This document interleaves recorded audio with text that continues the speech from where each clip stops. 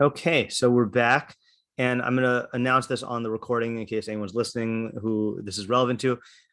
Next week, as far as I know, we're on. So that is the 5th and 6th of January. 5th for night, and then 6th is Friday for the day. And then the rest of January, then we're going to have off. It's not that I'm taking off for the rest of January. It's that my flight is scheduled for the Thursday and then Friday, and I don't want to give shiur then, and then I'm on vacation for the last 2 weeks of January. So one more week, and then the next planned shiur will be on Thursday night, the 2nd of February, and then Friday morning. Okay, so what I want to start with tonight is something that my chavrusa showed me, which is relevant to Pirkei Avos in general. So we've been working with a certain, certain working theories about what Pirkei Avos is about, and the theory came mostly from the Rambam, who said that it comes from the Gemara, which is Haiman de Baila Mehave Chasida. I forgot the exact lashon. L'kai mili de Avos. If you want to become a Chassid, you should fulfill the words of Avos. And the Rambam says, and Rambam among others says that this is therefore these teachings are targeted at like a higher level audience, at people who are tzaddikim who are on the way to becoming chassidim, or for judges, or for community leaders. And the way we've taken it is we've taken it with that in mind, but we always do ask who is the the secondary audience of the mishnah. Like, fine, primarily it's directed at those people, but maybe there is, to what extent can we apply this to our lives? Okay, so my chavrusa showed me something in a book which I read earlier this year. I think it was this year. It's a great book, Maimonides, Life and Thought by Moshe Halbertal. It is an overview of Maimonides' life and thought. It goes over his biography, but then it goes over basically all of the works that he wrote and then the unique contributions he made. And it does not read like an informational book. It reads it gives you the information, but it also it highlights the Rambam's originality and his contributions. So in this book, he has a few pages about the Rambam's commentary on Pirkei Avos, and he says something that I found to be really eye-opening. I missed it the first time through because I don't think I was teaching a Pirkei Avos class at that time. So here is what he says. It's just 2 paragraphs I'm going to read. That's not it. So this is on pages 148 and 149, and the subtitle here is The Ethics of Virtue and the Ethics of Obligation. So he says, a way of life encompasses more than a community's shared beliefs and duties. It includes as well a notion of an ideal human type whose characteristics are recognized implicitly, if not explicitly. For example, various cultures sometimes generate a normative mood, be it melancholy or joyful. An example of that, I don't know if this is true, but I heard that let's see if you know the answer to this, that if you are, I guess, outside of the United States, and you're American, how can people outside the United States spot an American? Like, what is the telltale sign? It's an interesting one. Yeah, They're Vanessa? super Sorry, you can go ahead. Loud and too talkative. That's what I would have thought, and maybe that's also true. Maybe it's the fanny pack. Fanny pack, yeah. In my mind, it's a fanny pack, but yeah, no, it has to do with the mood. There's usually a stereotype of Americans being like super happy and outgoing and like talking to strangers. Exactly. So the strange thing, and this is not a bad thing, but that Americans have the foreign reputation of always smiling. And maybe not from New York, people from New York, but of smiling and like being, coming across as happy. So that's what I thought when I thought of this here. So let me start the sentence again, though. For example, various cultures sometimes generate a normative mood, be it melancholy or joyful, and sometimes even a normative way of walking in the public square. Should one walk slowly and calmly, or is it better to walk briskly, conveying a sense of urgency and busyness? I saw another article about that. I didn't read the article. I just saw the headline about it is definitely a thing that people who live in New York for a certain amount of time never walk slowly again. Like they pick up the pace, and then they just for the rest of their lives, they're just like there's urgency of walking. Okay, should one's head be held erect, eyes looking forward, or is it better to adopt a more modest attitude with eyes lowered? A particular sort of choreography, of course, is not always shared by the entire community. That of men will differ from that of women, for example, and that of the wealthy will differ from that of the poor. A change in the community's basic values will sometimes bring about a significant change in the qualities that are considered admirable. An ideological change of this sort will make its way into the most basic layers of a community's life, shaping personalities and even affecting such details as verbal tone, body language, and presentation of oneself in the public square. Now, here comes the key paragraph. Avot is the Mishnaic tractate whose subject matter is the most reflective of these concerns. It does not formulate behavioral prohibitions or requirements, as do the other tractates, nor does it present creedal dogmas. It depicts a personality, more accurately several personalities, and tries to construct a human model on the basis of their qualities and inclinations. Okay, so that to me was like, wow, that answered a question that I feel like I had, because again, we know that the audience is a higher level in Pirkei Avos, yet we have seen so far that a lot of these ideas do relate to us. So like, how do we reconcile those two things? And I think what Moshe Halbertal is saying is Pirkei Avos is painting a portrait of the Torah chassid, of the highest levels of piety in Torah. And it's painting that ideal character type through behaviors and standards. And the purpose is twofold. For that group, for the people who are like capable of becoming that, it's showing them how to do it. But for the rest of us, it's really showing us like the end of the road, or the end of the highest levels, what to aspire to.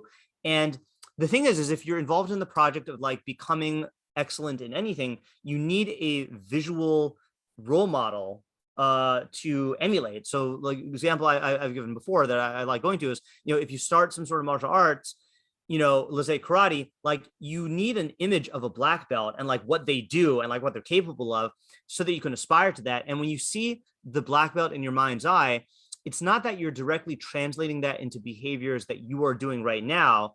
It's that's the vision of success that I'm trying to look for. And that's like how I can kind of like keep in mind, and reorient myself when I'm veering off track.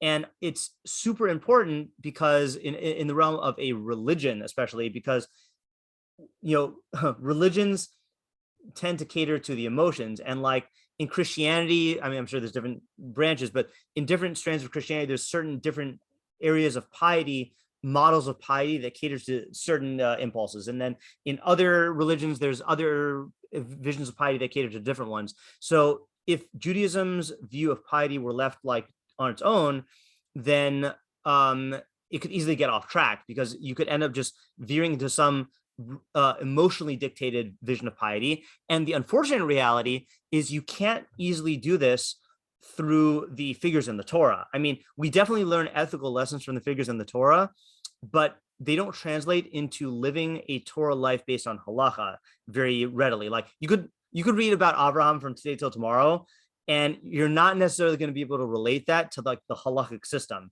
because he didn't live with a halakhic system, and even people who did, like the time of Judaism in the time of like the Shoftim and the kings was so different from the Judaism that we have now in the Talmudic era, which is what our Judaism is based on. You really need, portraits of perfection that are more in tune with the Judaism that we practice today. And that's really what Pirkei Avos is doing, according to Halbertal. And I really like that idea. And I just wanted, before I take questions or comments, I want to contrast that to Mishlei, because Mishlei also works. And for those of you who haven't learned Mishlei with me, then I feel sorry for you. You got to learn, everyone's got to learn Mishlei, not necessarily me, but like you got to learn Mishlei. So, but Mishlei also uses the idea of like modeling good behavior, but Mishlei does it through decision making, not by painting a portrait of specific like of a tzad, of a persona. In other words, you have Mishlei's archetypal chacham and archetypal fool, and you'll get a sense of like, okay, the chacham does this and the fool does that, but it's not like an image or a vision or a like, there's got to be a better word for this, of role model really is the best word. I wouldn't describe Mishlei's archetypes as role models. They're archetypes. They are like abstracted qualities of what is a Mishlei Chacham, what is a Mishlei Tzaddik, and like how does a Tzaddik think, and what would he do in this case, but it's not like a living, breathing image here, like Pirkei Avos is trying to give you. And again, I don't want to say Pirkei Avos is not going to the level of detail that you really need, like the stories in the Talmud itself, and the anecdotes about like these sages. This doesn't really have anecdotes so much. But I do think this is an accurate thing. And I'm not saying like I'm embracing this wholesale or whole cloth, whatever the phrase is, but I think that this really like, when I heard this, I feel like we can take a step forward in understanding of Avos. So any questions or comments? If not, that's fine. Yeah, Lauren? Yeah, I was just wondering where he got, like, is he saying that this is how the Rambam interprets like Pirkei Avos, or is this his interpretation of? I kind of ended the excerpt early. He goes on and he says, accordingly, it was only natural that Maimonides would use his commentary on this tractate, especially its introduction, to describe his view of the proper human character. That design, as we have seen earlier, grew out of his ties to the Greco-Arab philosophical tradition. And then he goes into Aristotelian ethics. And this is not a secret. The Rambam, wrote as an introduction to Pirkei Avos, Shmona Prakim. And in Shmona Prakim, he even prefaces Shmona Prakim by saying, well, I guess he says it is a secret. He says, I'm going to be quoting a lot of thinkers, some who are Jewish, some who are not Jewish, or I don't know if he says explicitly not Jewish, but he says, I don't want to mention who I'm quoting because it might turn people off to the ideas. But he draws heavily upon Aristotle. So I have to go back and read the entire chapter to know exactly like where Halbertal is getting this from. But he is saying that he's getting this from primarily the Rambam. Okay, thank you. Yep. Oh, and I'll say one more thing also. I have strong feelings and opinions about the book series The Little Midrash Says, which I did not grow up with because obviously I didn't grow up Jewish, but like a lot of my students in high school who I taught did grow up with Little Midrash Says, and I feel like that's what that's what it was trying to do. It was trying to create pictures of like the Avos and the Imahos to model for kids. And I think that that's a good endeavor, but the question is like, what exactly are you modeling? Like, I don't know if anyone saw the thing I wrote on, I don't remember if it was last week or the week before, about Yosef being in prison. Must have been the week before. And yeah, it was definitely the week before. And like, you have like some Mefarshim who say that he was kept in prison for 2 extra years because he should have trusted in Hashem and not asked for help. And because he asked for help, then that had a lack of bitachon, and then Hashem like kept him in prison for 2 years. And then you have other Rishonim like the Rabag who said, no, he did the right thing to ask him for help, but God kept him in jail because God wanted to release him at the time, which would be best for him and for Klal Yisrael, So like my point in that article was, you got to be very careful about which lessons we send to different people at different developmental stages, because that's going to shape the whole way that what they aspire to. Like, are we raising a kid who grows up thinking I shouldn't ask for help from people if I need help and I should just trust in a miracle? Or are we raising kids to say, no, I should use my chachma and like, do everything in my power to like get out and still turn to God, So I think that it's, if you were to go through the Talmud and select on your own which stories about the Tanaim to emulate, you could get messed up. So Pirkei Avos is the one that was curated for this purpose. And I think that's like, I don't know, it's a cool theory. Okay, speaking of Pirkei Avos, and also this is a very good introduction to tonight's mishnah, because I think you're going to see that if you just take this at face value, it sets the bar very high. Okay, so here we go. Okay, so this is by our count, this is chapter 3, mishnah 9, and as usual, we'll go with the standard wording first. The differences aren't that much here. Okay, Rabbi Shimon Omer. Okay, Rabbi Shimon says, Hamahalech baderech v'shoneh. Okay, one who walks. I'll just say one who is walking on the we'll say the road, on the path, and shoneh. Okay, so there's two translations for shoneh. Same word as mishnah or vishinantam levanecha. How do you translate it? Learns. Learning is one. Could it be like reviewing? And then reviewing is the other. Okay, so it either comes from, and I don't exactly know the etymology very well, but I know that Rashi on one Dibur Maska Vishinantam says it should be, you can make it it comes from shinun, from make it sharp in the tongues of your students, that when someone asks them a question, they shouldn't like stammer and give an unclear answer. They should give a sharp answer, like to be very clear. The other one is from the word shana, which means to repeat. Like that's like why we call it a year a shana, or like mishnah Torah means a repetition of the Torah or a restatement of the Torah. So either learning or reviewing. Okay, umafsik mishnaso.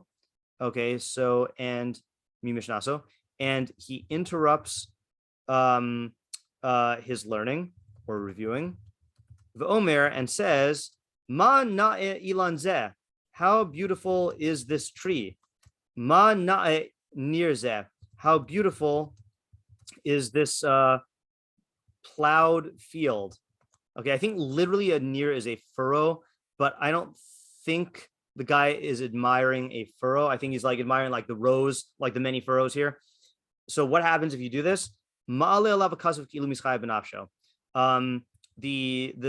Torah considers it as though he is liable for his soul. Bam. Okay.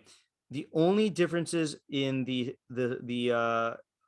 more accurate Kaufman edition is Rabbi Yaakov, it says Rabbi Yaakov instead of Rabbi Shimon. Omer hamahalach b'derech v'shoneh umafsik mishanaso. So that's pretty much the same, slight differences. Mi mishnaso. V'omer ma na'i lenzeh uma na'i nirzeh. I don't think the and is relevant here. Of ours has how beautiful is this tree. Oh no, it also says that. All right, never mind. Forget it. So the only thing it omits is it omits the word the Torah or the pasuk. Okay, Torah / pasuk. So or whatever. So it says alternatively, I'll just say alternatively. Kaufman says it is considered as though he is liable for his soul. Okay. So what are the questions? Yeah, Tamar. Maybe this is just a clarification, but does mischayev v'nafsho mean like chayev misa, or does it mean something else? Okay, so that is a question we will ask. Okay, which is oopsies. Okay, what does mischayev v'nafsho mean? Does it mean is it synonymous with liable for death or something else? Yeah, Alex.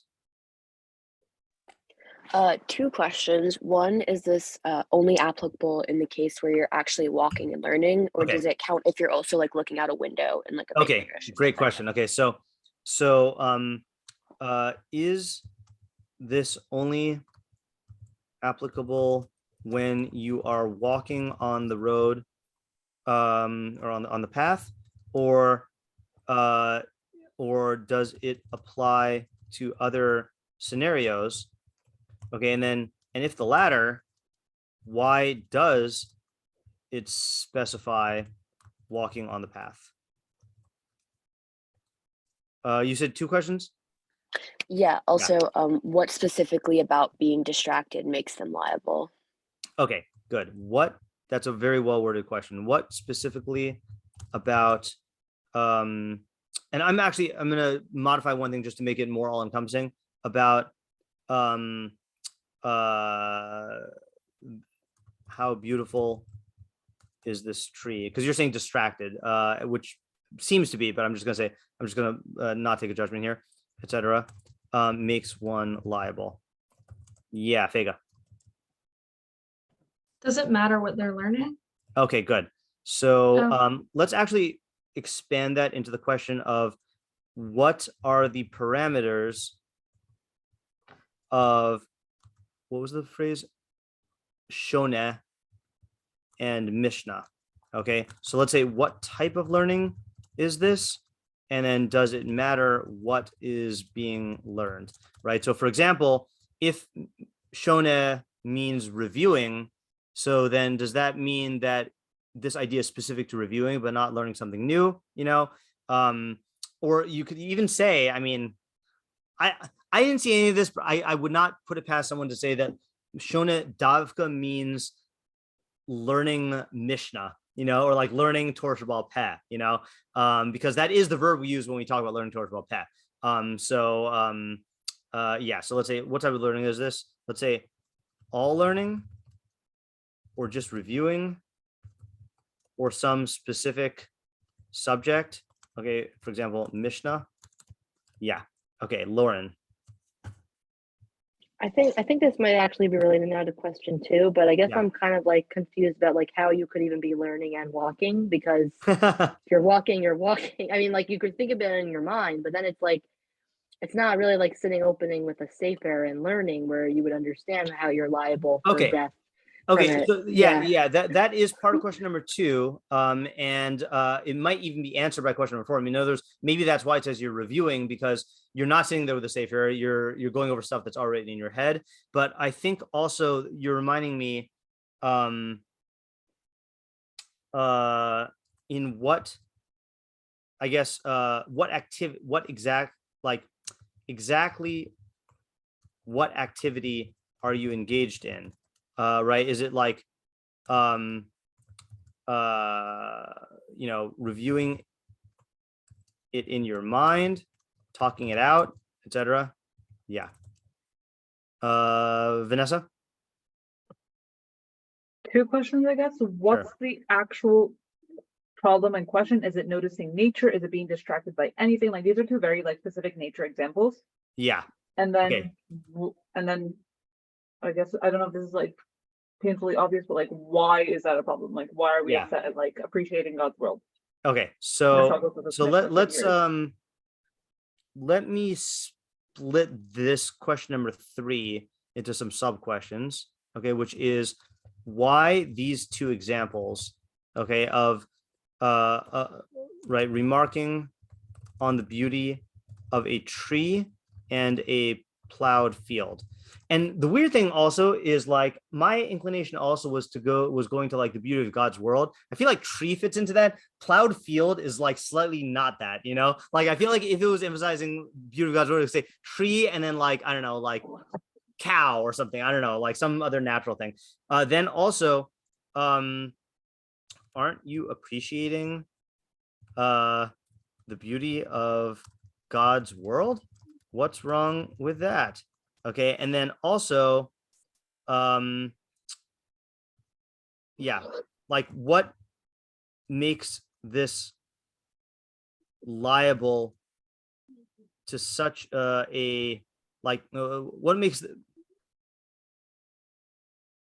makes this so bad? Okay, right? In other words, like it sounds, Mischai Benafsho sounds really bad, So so yeah, obviously we have to answer the question about what Mischai Benafsho means, but yeah. I think you actually answered one of my questions in saying that. I think the distinction between a plowed field and specifying that it was a plowed field, because I was just thinking of it as a field, means like what God has done just like on his own, and like what humans have done with God's world might be the 2. Okay. Right. Yeah. I mean, I think this question is still worth asking. Yeah. Okay. Fega? What's the source for, like, where do we see that Okay, good. Okay, good. So let me I actually want to show this to you, even though we're not going to get distracted, and I actually had to make a editorial decision about whether to tackle 2 mishnahs tonight. The next mishnah says like this, okay? Rabbi Dostai Rabbi Yona mishum Rabbi Meir Omer kol hashocheach davar echad mi mishnaso, anyone who forgets something from his mishnah. Again, same ambiguity in the word mishnah. The Torah or the pasuk considers it as though he's liable for his soul. Shneimar, as it says, you should guard yourself and guard your soul exceedingly. Lest you forget the things that your eyes have seen. And then it goes on. Okay. So there it uses the same expression, but it actually quotes a pasuk. Okay. Here it says the pasuk considers it as though you are liable for your soul, but it doesn't quote a pasuk. Okay, so the question is, what is the author's source? Okay, he says the pasuk considers it, but doesn't quote a pasuk. And if you'll notice, the Kaufman edition does not say pasuk, just says Malin Alav. So that actually fits in much better. But you can still ask me this question, which is, how does he know this? Okay, Tamar. I was wondering what is the specific thing of interrupting. I mean, I think this is not like you could kind of guess some sort of intuitive answer to the question, but it's like, it's not just that he says this. I mean, if he wasn't learning at all and he said this, presumably it's not the case. Okay, good. So that's the other question, okay, which is, all right, how am I going to phrase this? So I think there's two cases you can go. Give me 1 second. If you're not learning and you say this, then that's not a problem. And then the other option is, okay, I'll ask it that way. Okay. The implication is that if you're not learning and you remark about the tree, then that's not bad. Yeah, how can we translate this into a question? I feel the question, but maybe towards making this a question, but not quite a question still. Is that you would think that it's better for somebody to learn and then interrupt for a second than to not learn. Okay. All right, that's good. Okay, right. Yet you would think that it would be better for a person to interrupt learning to say this than to not be learning at all. What's up with that? All right, I'm just gonna leave it at that for now. Okay. Okay. I feel like those are most of the questions. Can we think of any more?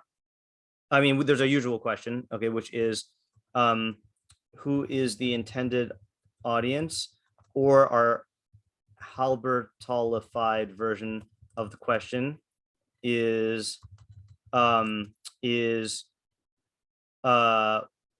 how is this mishnah meant to be taken by its, I'm going to use the AP English terms, okay? So its immediate audience and its mediated audience. I forgot if I've said that here before also. I think I did that in the introductory thing, but the immediate audience is the one who this is directly for, and the mediated audience is the audience that the author is aware will read it, but it's not intended primarily for them.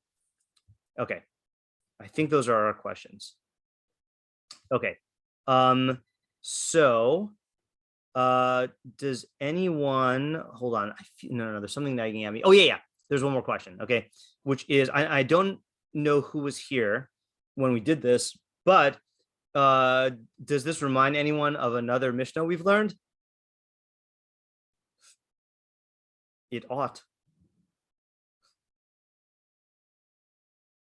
So there was a mishnah a couple weeks ago that says, Rabbi Chanina ben Chachinai Omer, Haner Balayla v'hamahalach b'derech yichidi v'hamafana libu levatala harzeh mischai b'nafsho. So Rabbi Chanina ben Chachinai says one who is awake at night and one who walks alone on the path, and one who turns his heart to nothingness or to nonsense. I think that's what we ended up saying. Behold, he is liable for his soul. Okay, so that, first of all, there's slight differences. Like there it says he's liable for his soul, he's not the Torah considers it as though he's liable for his soul, and also gives a much more specific thing. But the Mefarshim are aware that this mishnah happened a couple of mishnahs ago, and a lot of them try to address what the seeming redundancy is. Okay, so I'm just going to ask that as well. What is the difference between our mishnah and the teaching of Rabbi Chanina ben Chachinai? Okay. Alrighty. So anyone want to take a stab at any of the answers to these questions here? I'll try to get them all on the screen. Actually, what I'll do, I think I usually do this, right? I'm going to copy and paste this into the chat so you can have the text in front of you. And then we will keep the questions on the screen. Okay. And you don't have to answer all of them. Anyone have any just thoughts on either of these questions? Yeah, Vanessa. I have a question. I'm wondering if we kind of skimmed over the and how beautiful is this? Yeah. And how beautiful. I'm wondering if that's like a key point in this. Like maybe the problem is like not that he's getting interrupted or that he's like over camera. Maybe it's like, wow, how beautiful is that tree? Oh wow, there's a field. Yeah. Right. I can imagine that being a lot more problem. I had the same thought. Yeah, I did have the same thought. And the only thing I wasn't sure about is whether, okay, so just background information here. There was no such thing as punctuation marks until shockingly late. Okay, in fact, let me see if I can have this. Hold on, let me see if I save this picture. What's the guy's name who is considered the father of Reform Judaism? Mendelssohn. I know he wasn't actually the Moses father. Moses Mendelssohn, yeah, not Felix, the composer. Let's see, That was fun. Mendelssohn. I know. So there's this adorable. I'll have to post it in the chat. There's this adorable thing. So Mendelssohn was an Orthodox Jew, and he wrote a commentary on the Chumash, which Shadal quotes all the time. And I think it's in the Chumash commentary. It might be in one of his other works, where he says he says there would be these new things that have been introduced, and like he goes and he explains what punctuation marks are, for like his readers. So the reason why I'm bringing that up now is because there was no such thing as quotation marks, right? So it could easily be that the way you're supposed to read it is he interrupts and says "Man nai ilan zeh," okay, exclamation point, end quote, and then "ma nai nir zeh," and that the "and" is really supposed to be like an "or," Gotcha. So that's why, Gotcha. I think, let's put it this way: if the idea we come up with ends up supporting the way that Vanessa's reading it, like the ADHD, like "ooh, look, a squirrel" type, reading, then I think that's good. But we don't want to make our idea hinge on that point because we're not so sure about how that reads. But that's definitely a good move to mention, though. Okay.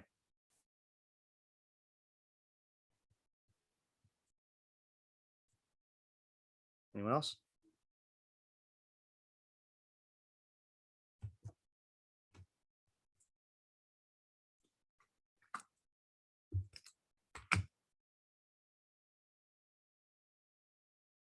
Yeah, Tamar? One thing that I think is a little bit interesting about this is not really like an answer, it's just kind of a thought, is that if you're walking, I mean, I guess it depends where where the tree is, but if you're walking past a tree and you don't notice it, then you kind of miss the chance, Interesting. So I think it's kind of maybe interesting or surprising that it's such a big deal to interrupt for something that you might not be able to get back to later, which maybe it might not be part of the idea. Yeah, but I just think that's an interesting thing. If you are walking, this is the things that you notice are within a temporary span. Right. Okay, that's definitely true. That's a good observation, and it also reminds me of something else, which is that the person we're talking to here, this is I guess relevant to question number the audience question number 7, which is that this is a person who is noticing the tree and then now is at a decision point of, do I say something or not? Right? This is not criticizing someone for noticing the tree. This is criticizing someone who interrupts his learning and says, how beautiful is this tree? Okay. Oh, so it means he's mentioning it to someone else or saying it out loud. It sounds like he's mentioning to someone else. And in fact, a lot of the Mefarshim, so okay, in that other mishnah, it says Hamahalach b'derech yachidi, one who walks on the path alone. So some versions of our mishnah say one is walking on the path alone, but a lot of them I haven't seen any versions that actually say that. All I saw is Mefarshim talking out against that, and they say no, this should not say alone. That this is talking about and it makes sense because who are you saying this to? I don't know about you, I don't verbalize to myself, what a beautiful tree when I'm walking by myself. Yeah, Alex? If it is in the case of you're walking with someone else, would the bad kind of thing be not verbalizing the Torah you're reviewing in your head and talking about Torah with the person you're with, and instead getting distracted by nature and then starting a conversation about that? Yes, it definitely seems to. I think that definitely seems to be a good approach. Speaking of which, I'm only going to write this not because it's a natural question, but because I don't want to not address this, which is, are there any contemporary applications that we should be aware of?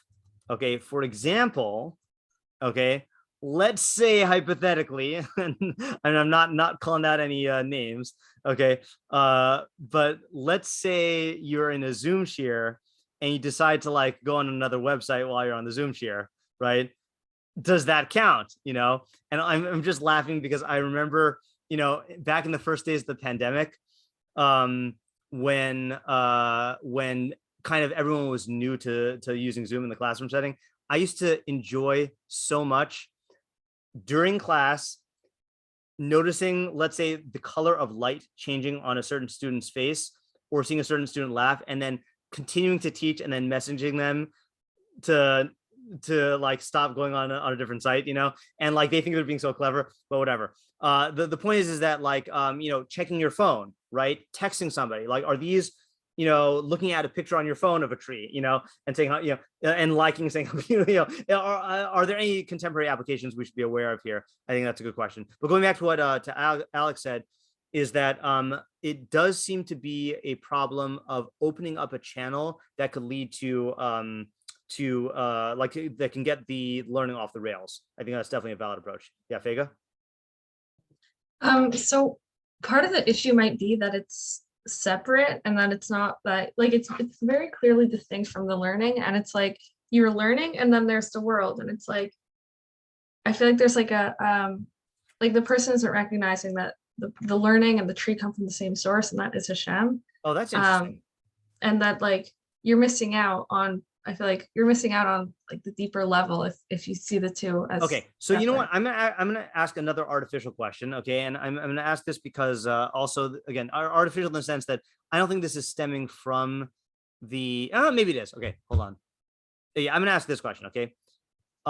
Is there a way to interrupt your learning in a similar manner which would not be inappropriate or might even be praiseworthy? Okay, so let's say, for example, you are walking along in Far Rockaway, and then you reach the ocean, and in the middle of your learning with your friend, you say, Baruch atah Hashem Elokeinu melech haolam she'asa es hayam hagadol, right? You say the bracha on seeing the ocean, right?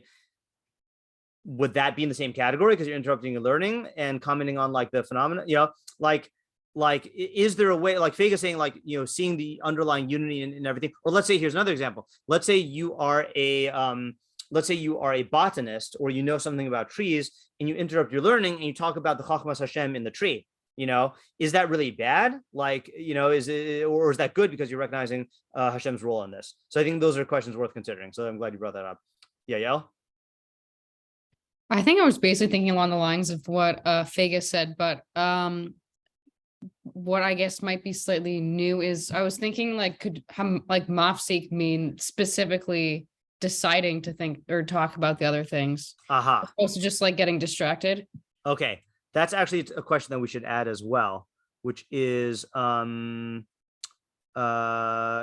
guess I didn't care about putting the questions in order this time. Usually I try to put them in order. Okay, what does mafsik mean? First of all, a basic question is like does it mean to stop, to interrupt, to like get distracted? Like, you know, like what is the denotation and the connotation? Yeah. So you're saying that so say one more time which one you thought it was that you're currently thinking it is, yeah? I was thinking along the lines that it might mean that like actively deciding to switch topics, right. And they're saying switching that's bad, right. Because you're deciding that like it's more important. Oh, okay, good. All right, yeah, good. All right, yeah. There's one of the Mepharshim is going to say that. Yeah, Vanessa. I forget what I was going to say. Could you scroll to the other mishnah, the fifth one? Oops, sorry. There you go. I didn't make the shiur, so I didn't run inside. Yeah. But I remember like this is like yeah. Like, I'm trying to think of like compare and contrast in my head. Like this one specifies like you're turning your heart to nonsense. Right. And the fact that these are two separate mishnah might suggest that like a tree or a plowed field like that actually isn't nonsense. And like I'm also like really biased. Like my ex who I learned this with was like a huge biologist and like saw a lot of in nature, and like I got a lot of that because he like encouraged me. So I'm like, okay. So you know, let me just clarify something because you're reminding me now. Just that there was a machlokus when we learned this about whether it's 3 clauses or 2 clauses. Okay, right. So that's I think why I put this in brackets. So there's another one that says it's only talking about 2 things: one who's awake at night, and one who walks alone on the path. And then in either of those 2 cases, turns their heart to nonsense. Right. Okay, and I'm just gonna say the main idea here. Just I mean, we had several ideas, but I think the main idea that I remember from here was that being awake at night was an opportune time to be involved in Torah, right? Because there's no distractions. You don't have any work you can get done. Back then, there's no work you could get done, and your mind is at ease, and like you could learn that, use that time for learning. Those like golden hours, you know. And if you waste that, then that shows a certain prioritization that is not good, you know, that doesn't bode well for the soul. And similarly, when you're walking alone, then that's an ideal like meditative time when you can like think about stuff. So that's like what that mishnah was saying.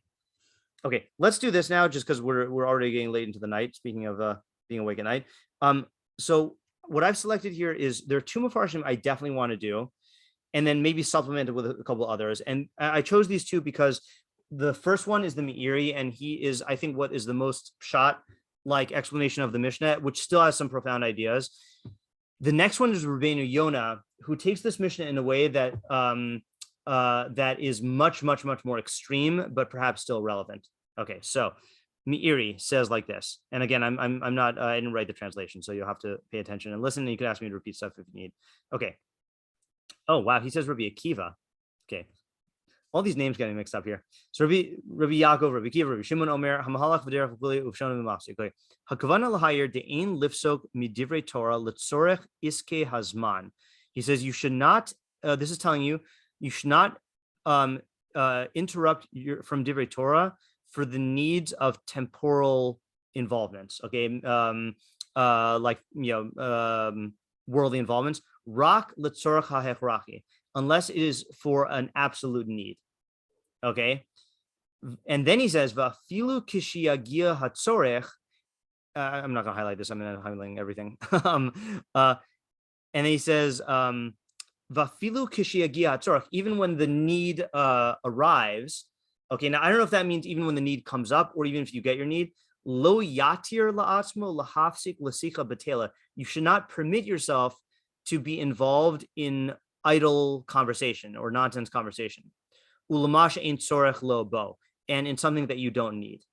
Okay, so that's clarifying the case here. You're saying it's talking about interrupting for something that is unnecessary. Okay, and that's why it uses the term tree and furrow, because there's no need to say how beautiful is this tree, okay, or how beautiful is this furrow. And then he's also saying, and even when you do interrupt for something that's necessary, don't become involved. Don't permit yourself to become involved in sicha betela, in idle chatter. Yeah, Vanessa.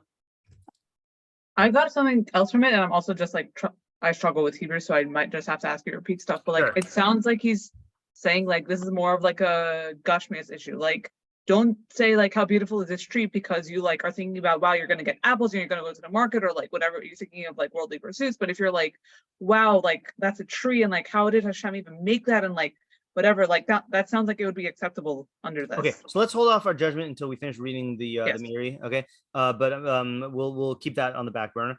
The Amar, and he says shelo sof davar ba'osik b'mishnas keva. He says, and this the end of the matter, meaning the full extent of this principle, is not only applied when you're learning in a keva way. Keva means like a set, like learning session. In which case you definitely shouldn't interrupt for worldly matters. Ella afilu b'mishnas arai, even in a like casual learning, okay, then you shouldn't interrupt. Kagon hamahalach b'derech lahechreach tzrachav, like you're walking on the road to take care of your needs. V'shona b'derech hilucha, and you're just reviewing as you're walking. Ein lo lifsok mimena l'sicha b'tela, you should not interrupt for idle conversation. Okay, so in other words, just to clarify the case here, he's saying the reason why I choose this example is because it is it's casual learning that's walking on the way, you're going to take care of your needs anyway. Okay, that's why you're on the road. People didn't just go on pleasure strolls, I guess. And you're talking about something that you don't need to do. So in other words, he's saying you might think to yourself, okay, if I'm sitting down with a chavrusa in the Beis Midrash to learn, then of course I shouldn't interrupt. But let's say I'm going on a hike with my friend and we get involved in talking about like a Torah idea, and then we see a beautiful tree. Well, since this is just casual learning, then it's okay to interrupt. And he's saying, no. It doesn't matter whether it's casual or not. If you're interrupting your learning for something that's not necessary, then that is the Torah considers as though you're liable for your soul. So what does that mean? That's the last step. So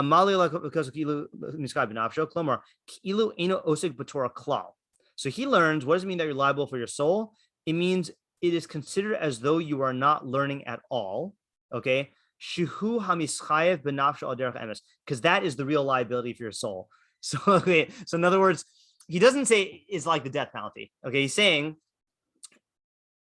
that if you do this, you are considered by the Torah to be someone who is not involved in learning at all. Now that sounds like hyperbole. Okay, maybe it is, but he's going to explain why. But the reason, and this is going to sound extreme, by nature, a person is drawn after temporal fleeting things and after nonsense idle chatter. Old Torah legamre, and he will be drawn after this until he casts off the yoke of Torah entirely. Okay, fine. And then he segues into the next mishnah.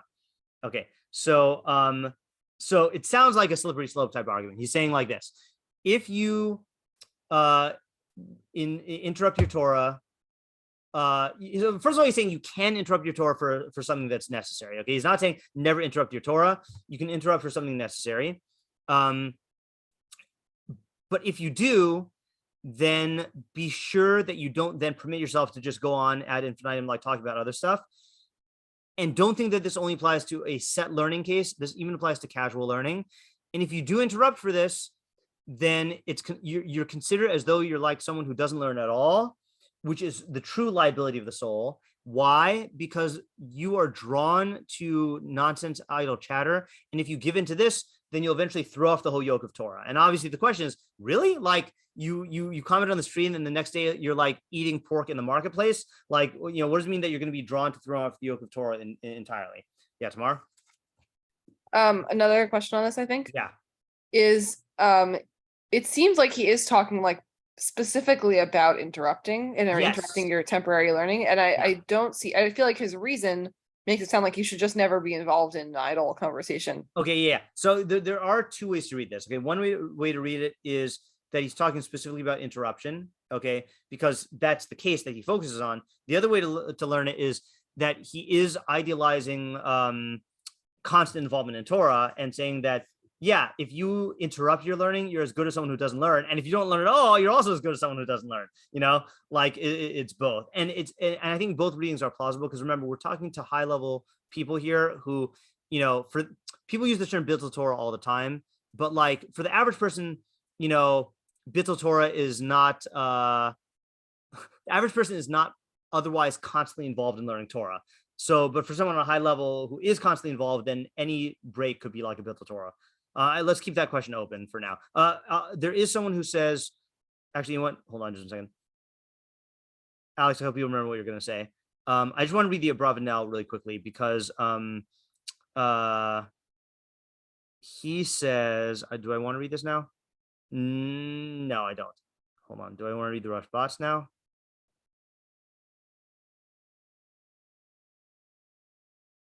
No. All right, never mind. Can I say a little bit more about my question? Sure, go ahead. Yeah.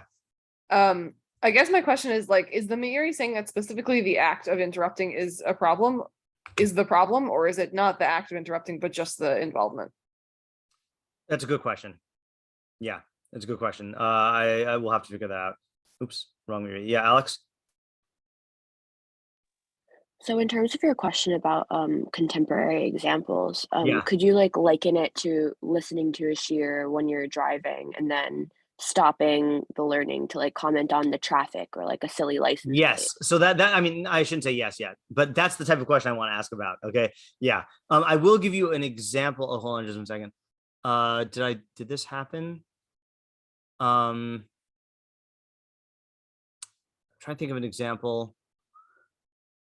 Okay, so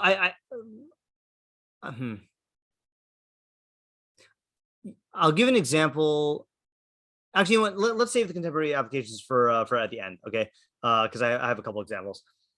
Yeah. So let's try to get what ideas do we learn from this Meiri, and in getting the ideas, let's try to answer hopefully tomorrow's question. But what would you say the main idea here is? If you had to like give the, I mean, you know, you could bring several ideas. I want to get the main idea though. Yeah, Lauren. I'm wondering if it's maybe like the value that you place on Torah, like Torah should be a priority to everything. So even if like you're just reviewing in your mind, that's still like important, and like it's not worth interrupting for something frivolous. Okay. So like, maybe that's like the idea about valuing. Okay, Torah. so now you've clinched my decision to do what I originally was going to do, which is to read the Abravanel. Okay, because I think this will be a good foil. It's oftentimes easier to define a machlokus than to just define one opinion. Okay, so I'm just going to read the Abravanel here. He says, so hold the Meiri in your mind. So I'm going to skip his introduction here. He says, Rabbi Eliezer, Kaka hevi Rabbi Yaakov Shu Magbil Umavayr Divri Rabbi Chanina ben Chachinai. So Abravanel learns that he is explaining and qualifying mishnah number 5. Okay, so he's like limiting the case. Okay, and like elaborating on it. So he says like this. Since Rabbi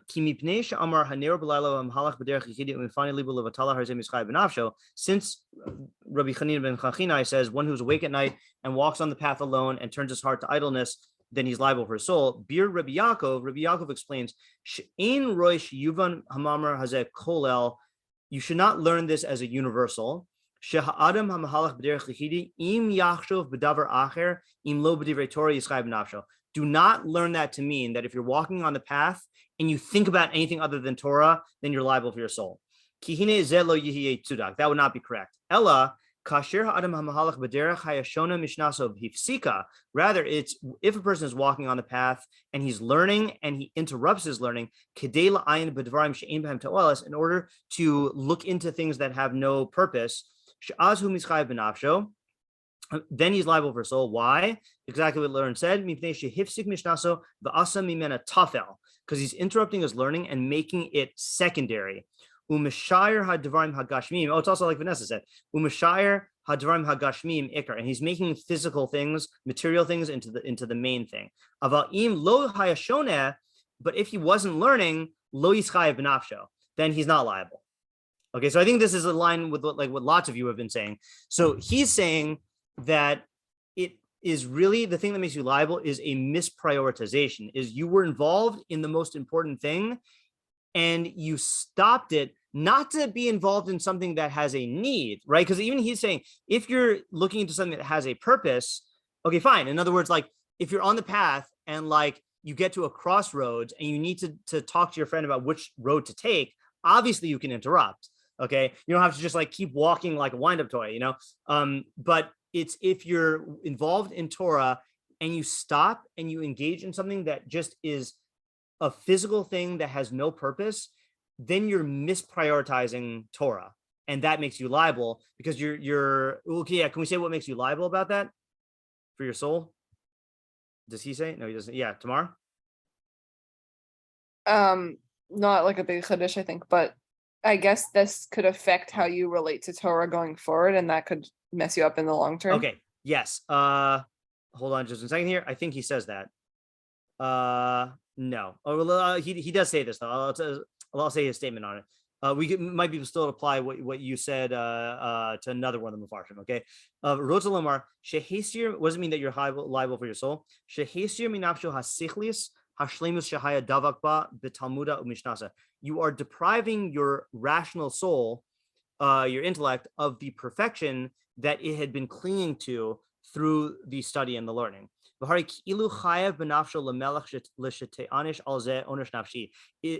is as if you are making your soul liable to the king to be punished with this spiritual punishment. Okay, so what is he saying there? I think that's an interesting way of putting it. I'll say it again. You're removing from your rational soul the perfection that it had been clinging to through the learning, and it's as if you're making it liable to the king for a punishment, for spiritual punishment. Yeah, Vanessa? It sounds like it's just like a natural consequence. If you stop learning Torah, the Torah stops protecting you. And that also explains why we're not like given a particular source, even though we're told like the Torah is like says you're liable for your soul. Okay. Can you explain what you mean by protecting you? Because natural consequence and protecting you, those you don't have to explain. I'm just it's just people have different opinions, and I don't know which one I want to. Okay, so that's fine. Okay, that's fine. Because I would agree with you. It's a natural consequence. In fact, I have a good analogy, but I'll call on Tamar first. Yeah, Tamar. I'm not sure if this is what he's saying. Yeah, but I thought he was going to say, and I'm not sure if this is it, that the removing the learning from your soul like is punishing your soul. Oh, that's interesting. That is interesting also. Okay, now I'm not sure about what he means. Okay, because that's a good possibility. Let me tell you my analogy, because I still think the analogy applies. When he said that you're removing your soul from the perfection that's due to it from clinging to the Talmud Torah, I'm thinking it's like if you're on life support and you pull the plug, like that's bad news, you know? And that's essentially what you did to your soul. Your soul was being sustained and getting nourishment from the Torah, and you just pull the plug for no good reason, you know? So the question though is it like what I understood Vanessa to be saying, where it's a natural consequence, you were depriving your soul of the learning that it was supposed to get? Or is it what I'm understanding Tamar to be saying, which is like the very act of unplugging your soul is itself like going to punish your soul? In other words, the choice to give in to making Torah secondary and making this tree of the utmost importance, that itself is going to like damage your soul. Is that what you're saying, Tamar? Yeah. Yeah. Okay. Yeah. I like that interpretation better, actually. And I don't see why it can't be both. I mean, I'm not saying like, I was going to say, I don't think they contradict. No, they don't contradict. And just to be clear, I'm not saying like the dumb answer of, oh, why not both? Because like, I call it a dumb answer because like people say that when they don't actually want to think about stuff, you know, oh, it's just both. Oh, everything's, you know, but in other words, I think that it's what you're doing. Okay, let's put it this way. Okay.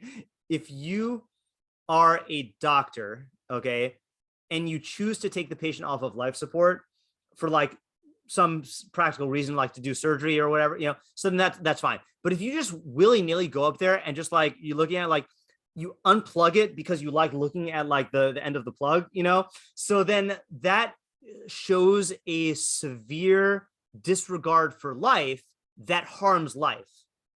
So here, when you stop learning in order to be involved in something that's nonsense, you're harming your soul by that decision and by the consequences that follow from that decision by not learning, you know? And even if and here's the crazy thing, and maybe this is going to explain why there's a hyperbole. Okay, I don't, if anyone has like, okay. I'm saying this seriously. If anyone has like OCD tendencies about this, I don't mean to like fuel those things, but like, you know, there's always a conflict sometimes when you're in the middle of a shiur and you have to go to the bathroom, you know, and there's this thought of like, what if you miss something really important? The reality is you can't miss something very important. And like, maybe you will miss something very important. And that's in a shiur where like it's being given by someone else. But if you yourself are learning and your mind is operating in a certain way, especially if you're learning with someone else, and your mind is going in a certain direction, and then you stop and get involved in a side conversation, you might have lost a key insight that you're just not going to get again, or that you're not going to get again until much later, you know. So the hyperbole is somewhat warranted, that like, it's not like, I think we think of this in a quantitative way. Like I only interrupted for 30 seconds, but it's not just a quantitative interruption. It's a qualitative one if it throws off the discussion and the concentration and the way of learning, you know? So it could really be a critical like loss that you're incurring by doing this, but it's the decision to do that regardless of the consequences. That's the harmful thing, I think, according to this Abravanel's approach. Okay, so we work that out. Now, why did I go to the Abravanel? Because I don't think that that's what the Meiri is saying. Okay, it's not that he would disagree with it, but I don't think that that's what he's saying. And I'm going to read it to you again now that we've seen the Abravanel. Abravanel put the emphasis on, you know, making Torah secondary to this Gashmius. Okay, but what the Meiri says is, he says like this. Again, I'll just say it in English. The intent is to tell you to not interrupt from your words of Torah, except for an absolute necessity. Okay, sorry, to be involved in worldly matters except for an absolute necessity. And even when the necessity comes, you should not permit yourself to interrupt with idle conversation for something that has no need. And it says that this doesn't only apply when you're doing set learning, then you certainly shouldn't interrupt. But even with casual learning, like if you're walking on the path and you're learning, you shouldn't interrupt for idle conversation. And if you do this, then the Torah considers it as though you're liable for your soul. In other words, it is as if you were someone who doesn't learn at all, who is liable for his soul in a true manner. And the reason is that the nature of a person is drawn after nonsense and temporal things. And if he is drawn after that, then he will cast off the yoke of Torah completely. And that's what he says. Okay, so doesn't seem to be the same thing about like Iker and Tafel, primary and secondary, you know. I'm sensing something else here. Maybe I'm wrong, but anyone see anything else? Yeah, Vanessa? I think this is like might be what more of like what Tamar was saying, and I'm like using the life support analogy. Like Sure. This is the part of like someone's deciding to take the plug out because like they just like have a disconnect of like what they're supposed to be doing. Whereas like maybe the Abravanel was focusing more on like the literal consequence itself of like being unplugged versus unplugging. Does that make sense? Like so the way you like just said it now though does sound like the Meiri, because he's saying if you interrupt, it's like being unplugged, not like the act of pulling the plug out. Abravanel seems to be focusing on the act of pulling the plug, but Meiri is saying if you stop, it's as if you're someone who is not learning. You know, right? That's focusing on the state of like not having the plug in. I'm also struggling because I can't follow the here. I'm gonna let Tamar go. Okay, Tamar. I'm not sure, but I feel like I'm getting a vibe from the Meiri of like you should basically be learning at every possible moment and like be very vigilant to not ever like let it slip.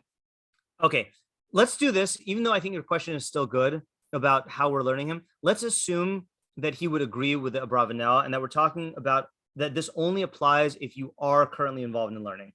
Okay, if you're going on a tree spotting adventure, then this does not apply. Okay, and let's assume that premise and see if we can understand him through that. Okay, so I still think though that he has some sort of, it's something maybe about like some sort of vigilance about like a draw of b'teilim.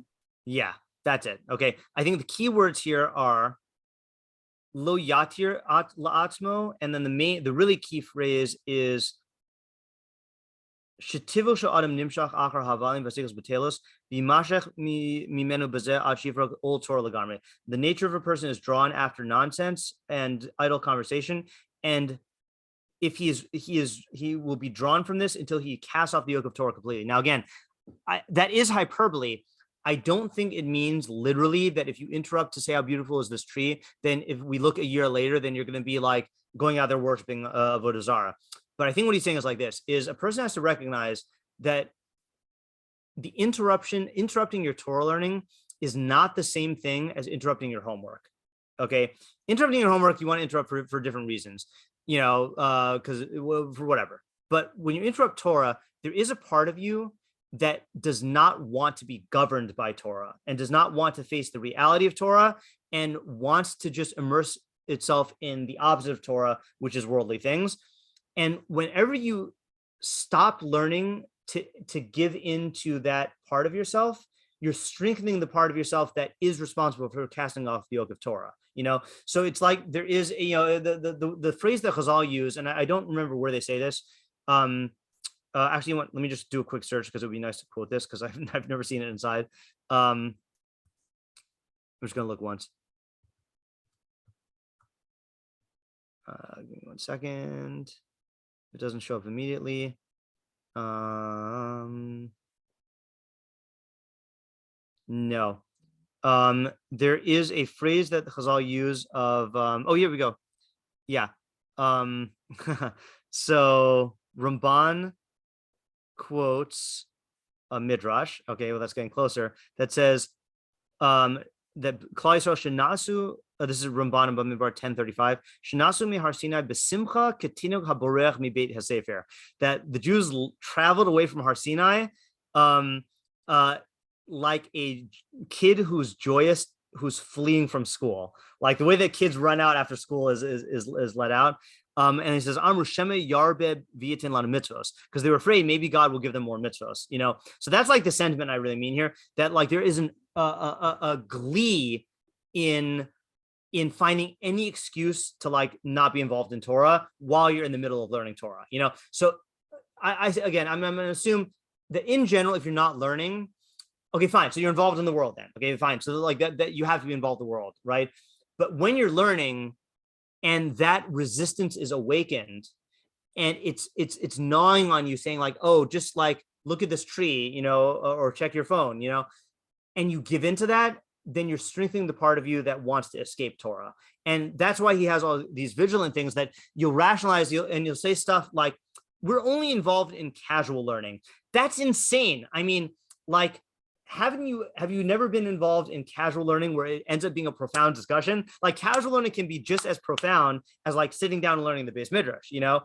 Or if you say, you know, like, okay, I already had to interrupt for this, so I might as well interrupt for other stuff. That's insane. Like if you were doing, okay, this is a bad analogy. This is the first one that came to my mind.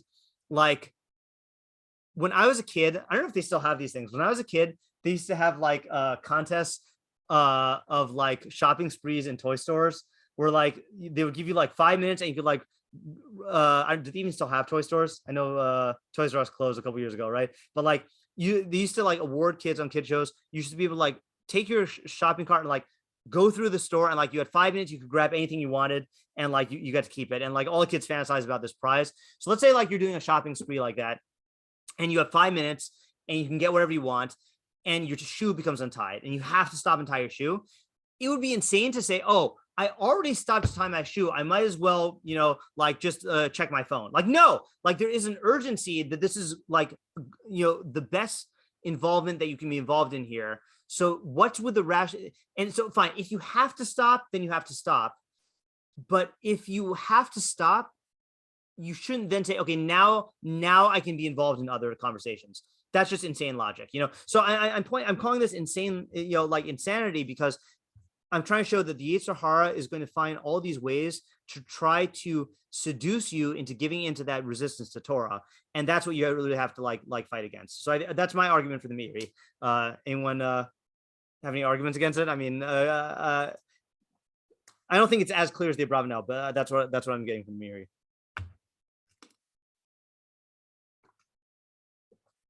I think it makes sense. Okay, good. Tamar? It's not really a question on the idea, but it's kind of like a practical question. Sure. Maybe it's for later, I don't know. But if you are in a situation where you think you're likely to get distracted. Yeah. But you could learn. You could try to learn, right? Like, Are you setting yourself up for failure and like bad consequences? Is there like a way to do it? I'm going to go ahead and answer that now, just so that I don't forget, because that's a very important question. I think if a person said to themselves, okay, and I'm not saying you're saying this, I'm saying if a person says to themselves, well, you know, I was going to learn, but I might get distracted. And I read this mishnah that says that you shouldn't allow yourself to get distracted. Therefore, I'm not going to learn. That is the same Yetzer Hara that the Meiri is talking about. You know, I think that especially for people like us, like ourselves, who are so immersed in a world where we're not learning anyway, it is far better to learn and get distracted and violate this mishnah than to remove yourself from the position of learning altogether. You know, that's my judgment. Again, part of this is a question of who this is talking to. I just think from my own experience in my own life, but also being a teacher, if you have a choice between 5 minutes of learning where you're going to get interrupted 5 times versus just not learning at all, then do the 5 minutes and get interrupted. The only thing I would say, though, is if it's a situation where there are high stakes to the mistakes, then don't learn. In other words, I will listen to shiurim that, you know, when I'm doing other stuff, but I will not listen to a shiur if it is a matter where, like, if I make a mistake in this area, then it's going to be disastrous. Or even something where, like, I don't listen to a halacha shiur when I am doing other stuff, because it's very easy to only, if you have here a philosophical idea, yeah, it's true you can make a mistake and it could mess up the idea, but like you could also get the gist of the idea. But with halakha, the details matter in a different way. So like I'd say that's the only caveat there. But I'd say in general, yeah, if you know you're going to be interrupted at this point in your development, and I think all of our developments, it's better to learn even though you're going to be interrupted. But just keep this in mind though, because you could still do damage control of like, you know, just because you're interrupted once doesn't mean that you're going to be interrupted. You should allow yourself to be interrupted forever. Yeah, Vanessa? I just want to respond to that again. I think also like the Meiri is speaking to like priorities. Like for the person who's like following to get to her, their priority is more on Gashmi, it's more on like things that are just like not Torah, whatever they get to her is pulling them away from, versus like if you're prioritizing the shiur, like you're choosing to spend your like quasi free time that like you should like want to like just focus on whatever you're doing and being distracted by, but you're choosing to be like, you know what? No, I want to like have some sort of Torah, even if I can't give it my full attention. Like exactly. That sounds like really holy. I think that's a great like way to put it. Right. Right. In other words, it has to do with what, to what extent are you in the grips of the Torah now? And is the very desire to listen to Torah and to be involved in Torah, is that going to pull you out more, you know, of the grips? And I think for most people, the decision to learn Torah in that case is going to be a greater like step on the path towards the Torah development. So I think that's a very good point. I'm glad you asked I'm glad you asked the question tomorrow. And then on the flip side, like if you're choosing to only listen to shiur when you think you're going to be distracted, that would be the opposite of what the Meiri is saying. Like exactly. If you're only like, if you know you have more and more time on a bus, but you're doing it while you're cooking and like you have 3 kids on you, that's like you're following your guitar because you know you'll be distracted, but you're like, no, I'll be from and like listen to a shiur. Well, I mean, see, this is true in Mishlei, but also in Pirkei Avos, is that you really have to, you know, a lot of these practical things are dependent on the particular circumstances. So like for certain people during very busy times of their life, that's really the best that they can do. And for other people, for sure. I was not saying that. I was saying like, if you have a choice between listening to it on the bus where you know it'll be a lot quieter, but you're like, you know what, I'm not really in the mood, I'm tired from work, like I'm gonna listen later. Like, I see what you're saying. No, I was just making it silly. Right. In other words, like you should still go to the situation with the least distraction if you're going to allocate the time at any point. Okay, that's good. Okay, yeah, that's a good point. Okay, all right, let's do the last one, which is Rabbeinu Yonah, and then go back and then answer our questions according to all 3. Okay, and I think that'll be a good roundup. So Rabbeinu Yonah to me is the most machmir, is the strictest, and he also takes it in a completely different way. Rabbi Yaakov Omer, okay, so he doesn't quote the whole thing. While a person is learning, he should not be involved in idle chatter. He needs to stand in fear and awe in front of the Torah. As Chazal say, now this is going to be a weird Gemara, which I'll have to read. Kol Talmid sheshona ve'ein sifsosav notvos more tikavena. I think it's supposed to be mar. Okay, so what it means, is any Talmid, any student who is learning and his lips do not drip with bitterness should be burned. Okay, so he's quoting the Gemara. Let me just show you the actual Gemara right here. So it's in the middle of a discussion. So the part is that he's quoting Kol Talmid Chacham sheyoshev lifnei Rabo, any Talmid Chacham who is sitting in front of his Rav, ve'ein sifsosav notvos mar, and whose lips are not dripping with bitterness, tikavena, should be burned. Okay, so what does bitterness mean? So Rashi says dripping with bitterness, merirus machmas ema. It's talking about the bitterness because of fear. So I think I don't know exactly what the physiological process is, but like when I think it has to do with like the adrenal gland. I don't know. When you are in a situation of fear, you get like a bitter taste in your mouth. You know what I'm talking about? I don't know why that happens. So that's what it means, dripping with bitterness. Okay, it's like the bitter taste that comes from a state of fear. And it darshans a pasuk in shiur shiurim in a very weird way. Sifsosav shoshanim notfos mor over. So in shiur shiurim, which is a love poem, it says, his lips are roses, dripping with flowing myrrh. Myrrh, myhr. However you spell myrrh, right? The like aromatic substance, right? So that's a good thing. But then it says al tikri mor over. Don't read it as flowing myrrh, ella mar over, rather flowing bitterness. Al tikri shoshanim, and don't read it as roses, ella sheshonim, rather those who learn. Okay, so the drasha is if you're learning and you're not in the state of fear, then you should be burned, which means that like it's bad. Okay, so what does this mean? So Rabbeinu Yonah goes on, he says, and you don't have to focus on that part. That was just like showing Chazal's idea. Since he is utilizing the crown of the Torah, which is the crown of God, he needs to stand in fear. And he should not converse in engage in idle chatter. And if he is so lightheaded, so frivolous, so like irreverential as to interrupt his learning, then he is liable for his soul. And the footnote on my edition of Pirkei Avos says Rabbeinu Yonah even either he takes out or he doesn't have the word ki'ilu. Ours says ki'ilu mischai b'nafsho. It's as if you're liable for your soul. Rabbeinu Yonah makes it the same way that it was in chapter 5, Mishnah 5, which is you are liable for your soul, v'hadin nosein, and that's the verdict. So what's the vibe you're getting from Rabbeinu Yonah as distinct from Meiri and Abravanel, just to describe the vibe, like, or the emphasis?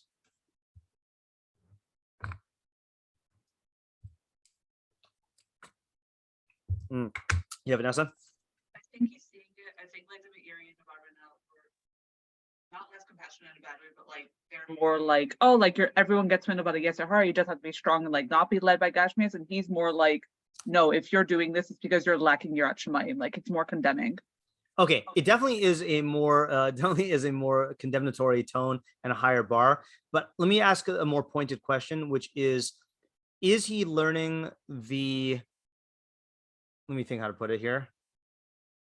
Actually, let me just I'll see what other people say, and then I'll it's easy for me to form that as an idea rather than as a question. Yeah, tomorrow. Oh, I feel like he's emphasizing the fear and seriousness, and that the interruption is like a lack of those exactly. things. All right. So in other words, like this, the Abravanel and the Meiri are both talking about to them the problem is the interruption itself. Okay. So for the Abravanel, it's a problem because you're prioritizing other stuff over Torah, and for the Meiri, it's a problem because you're giving into the Yetzer Hara. With the Abravanel, then the interruption is just like the final indicator of a lack of reverence. And to him, the main thing is the reverence.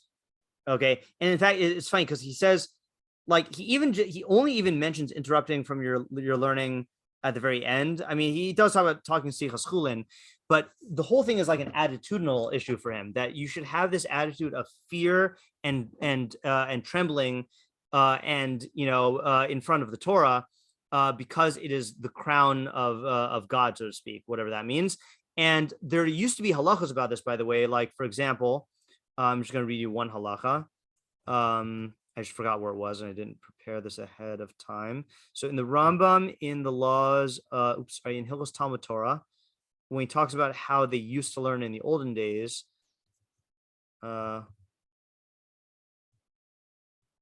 yeah. So like, for example, here it says, Keta Malamdin, how would they teach? How do they used to teach? So he describes the physical setup. Harav Yoshe Barosh, the Rav would sit in the front. Talmidim Lefanav Mukafin Atara, Kadeshi Kulan Roin Esel Rav. Then the students would sit in a semicircle so that they could all see the Rav, show me the Rav and hear his words. Yeshev Rav al Kise, the Rav should not sit on a chair of a Talmid of al Karka and the students on the floor. Ella Ohakol al haaretz or hakol al kisas. Either everyone should sit on the floor or everyone should sit on chairs. Okay, fine. Then here's the point I wanted to get to. Uvarishona haya harav yoshiv v'talmidim omdim. In the beginning, the Rav would sit and the Talmidim would stand. Umikodim churban bayesheni nahagu akol lalamid latamihim v'hin yoshin. And then before the destruction of the second base of Mikdash, then they switched to everyone sitting down. So I believe, I don't remember where, I believe I read that the reason why they would stand is like, it was really like a soldier standing at attention, that because of the awe and reverence of Torah, sitting would be too casual. You'd stand at attention while you're learning, so that's just like one example of this, but that's his main point here. So I guess the question is, what idea do we gain about our relationship to Torah from Rabbeinu Yonah's explanation? And how should we think about the practical advice about not involving ourselves in like idle chatter through the Rabbeinu Yonah's lens, as different from the Meiri and the Abravanel? Yeah, Vanessa? I think the Meiri and the Abravanel are more like, you should like have love of Torah and like recognize how important it is for you, and like what are you losing when you stop like it, like, right? We use the life support analogy because we're like, wow, like you're literally losing your life, like it's so important, Torah is so important. Right. Whereas this is more like you should be scared of like what happened. Like this is more of a yirat shamayim, like it's the fear-awe conundrum that like I think pops up a lot of places. I forget, a bunch of shiurim ago we talked about this in a different mishnah, but I can't remember which one. But like, yeah. So I think it was the first one actually, the maggots and worms one, or one. Like more, that could be, yeah. I think it's like one of those. Let's actually tackle that question right now, which is, what is the nature of this fear or this awe? I've been assuming you're actually. But what is yirat shamayim in this case? Like, what do you mean by that? Just like, it's not just like, oh, you're losing out if you're like being distracted. It's that you're disrespecting God by like not recognizing how important it is and like properly giving the learning its proper due, if that makes sense. Okay, so that is interesting. I have a different take on it, and I don't think that this has to do with. I'm not saying that you're necessarily saying this, but I just want to differentiate between the fear and the awe thing. I don't think this has to do with fear of punishment.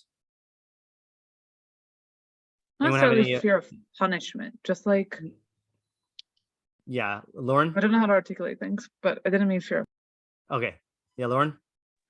Yeah, I'm wondering if maybe it's like kavod Torah. So it's like giving like honor to like the words of Hashem, this is coming from God, and kind of like more about treating it with awe, not just like something casual, but like kind of like fear interpretation. This is like a holy thing that you're involved in, and right. Yeah. So let me actually just read two halachos from the Rambam that I think will help us to understand the type of awe that we're talking about here. So one is really the Rambam's definition of fear of Hashem in Yesodi Torah chapter 2 halacha 2, which everyone should read this every week, every day, because it's very important. So so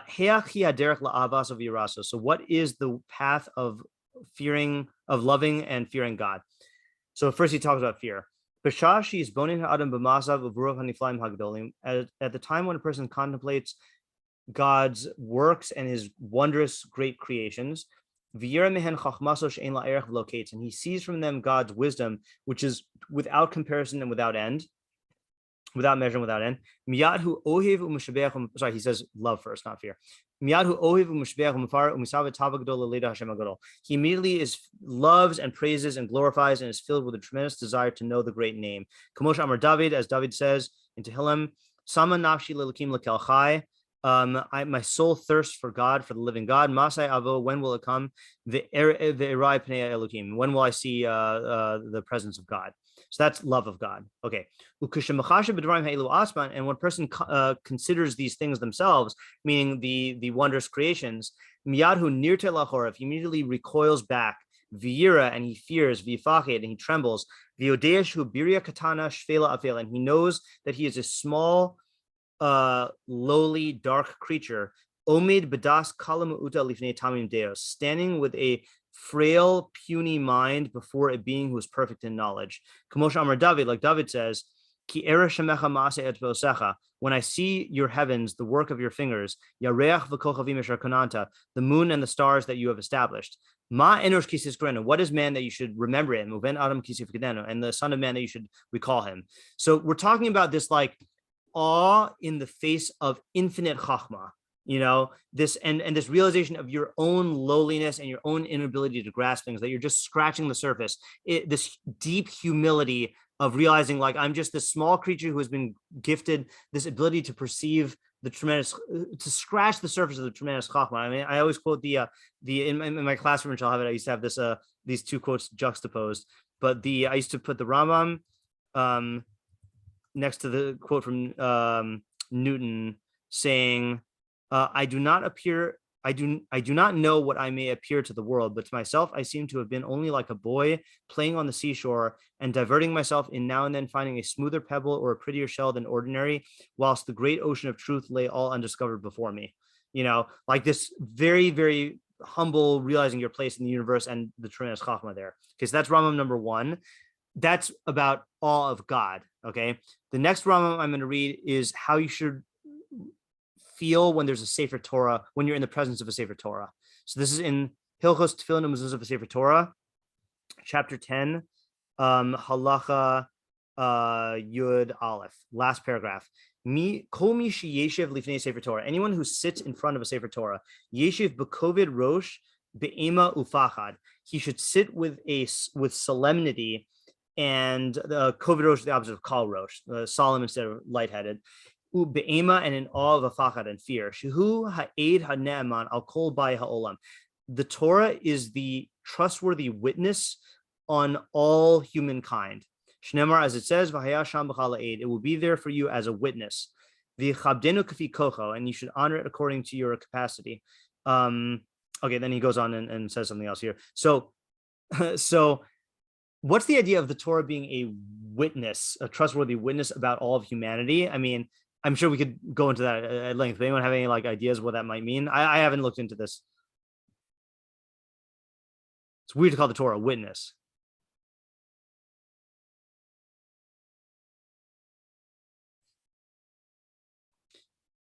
So, I mean, I think one possibility here, what does a witness do? A witness captures the truth about things through its observation, and testifies, right? So the Torah is really like the thing that you can rely on to give you the absolute accurate picture of what it means to be a human being, and the Torah reflects what you really are and what your design really is. One more Rambam, sorry, bear with me. I should never apologize for quoting Rambams, but one more Rambam, which is at Hakel, which is when the king reads from the Sefer Torah every 7 years. So this is in Korbanos in Chagiga at the very end. So this is when everyone's gathered to hear the Torah being read. And he says, what do they do when it's read? He says, so Gerim she'enan makirin, so converts who can't understand Hebrew, chayavin lachachin libam ulahakshiv oznam lishmoa be'ema v'yira v'gila b'ra'ada kiyom shenitna bo b'sinai. They should prepare their hearts and listen attentively with their ears to hear in awe and fear and joy and trembling, like the day that it was given at Sinai. And he says, afilu chachamim gedolim sheyodim kol haTorah kula, even great chachamim who know the entire Torah, chayavin lishmoa b'kavana gedola yasera, are obligated to listen to it with great intent. Umisha enu yachal lishmoa, someone who can't hear, machavin libo l'kriyazo, he should direct his mind to this reading. Shlo kava hakasav elo l'chazik das ha'emes, the Torah only established this reading to strengthen the true religion. Vira atmo ki'ilu ata nitztava ba, you should see yourself as though you're being commanded in it now. Mipia gvura shama, and it's from the mouth of God. Shamelach shliachu lahashmiya divrei hakel, because the king who's reading the Torah is an emissary sent to make her the words of God. So I'm not saying that this Rambam, that this Rabbeinu Yonah is referring to any one of those specific things, but that's the gist of it. That there's partly this all comes from being confronted with the chachma of Hashem. Part of it comes from the fact that you're studying the blueprint for the human being, and part of it comes from the fact that this is coming from the mouth of God.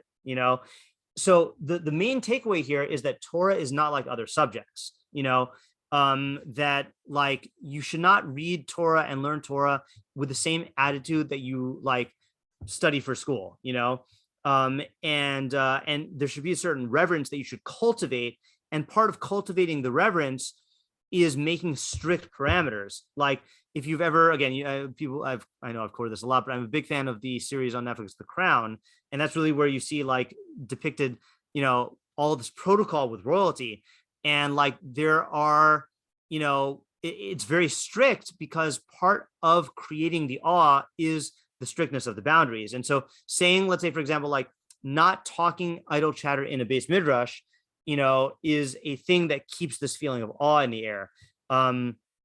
So really that's the Rabbeinu Yonah's emphasis here, is that part of cultivating your relationship to Torah is cultivating this awe. And idle chatter is a thing that definitively breaks that awe, and therefore you should guard yourself against doing that. Okay, so let's summarize by going through the questions, and then we'll end off with addressing the contemporary analogies here. Okay, so what does mischayev b'nafsho mean? Is it synonymous with liable for death? Oh, let me mention one more thing. For those who did attend when we did this mishnah, or who plan on listening to it, some of the Mefarshim said, so in this mishnah, one of the possibilities we said is that you're exposing yourself to harm when you're not learning because the Yetzer Hara can get you. So some of them try to take that approach here also. Okay, so meaning like you're literally endangering your physical self. We're not going to take that. I just wanted to mention it because it was one of the other Mefarshim I was going to go through if we have time. Okay, so what does Mischai B'nafsha mean? So according to the Abravanel, it's like pulling the plug on life support. And the act of pulling the plug shows that you're not valuing life. Okay, according to the Meiri, it's Mischai B'nafsha because you're giving into the part of yourself that wants to pull you away from Torah, and you could end up there by giving into that part of yourself. And according to Rabbeinu Yonah, he uses the analogy of being punished by the king because you're lacking proper reverence for the king. So it's an analogy. Okay. And in terms of the consequence, I think all of them are saying that it's going to have a consequence in terms of affecting your relationship to Torah and your ability to learn it in the future. I think that's going to be the main thing. If anyone has any questions on any of these, then let me interrupt me. Okay. All right. Is this only applicable when you're walking on the path, or does it apply to other scenarios? And if the latter, why does it specify walking on the path? So I didn't read this, but I'll read it really quickly. The Rashbat says, Umash Amar Hatana Manai Ilanze Manai Nirze Hu Adin Sichas Acheres Elish Dibra Behove. Okay, so he says this applies to all of the cases. He just gave a common example. Okay, so it's not about trees. And you know, Vanessa, when I first started learning this, I was also expecting someone to talk about like admiring, like, you know, God's creation and stuff. No one seems to take the tree thing as being specifically about a tree. They just like say, yeah, it could even be talking about anything that's not important.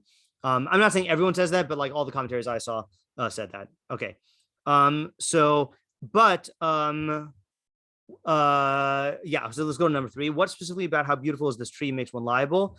Why these 2 examples? Aren't you appreciating the beauty of God's world? What's wrong with that? What makes it so bad? So I like the Meiri's way of saying it, which is that, or also the Abravanel, these are things that have no purpose, right? Of just like commenting on this thing. It has no purpose. And even if it does have a purpose, the purpose doesn't measure up to being involved in Torah.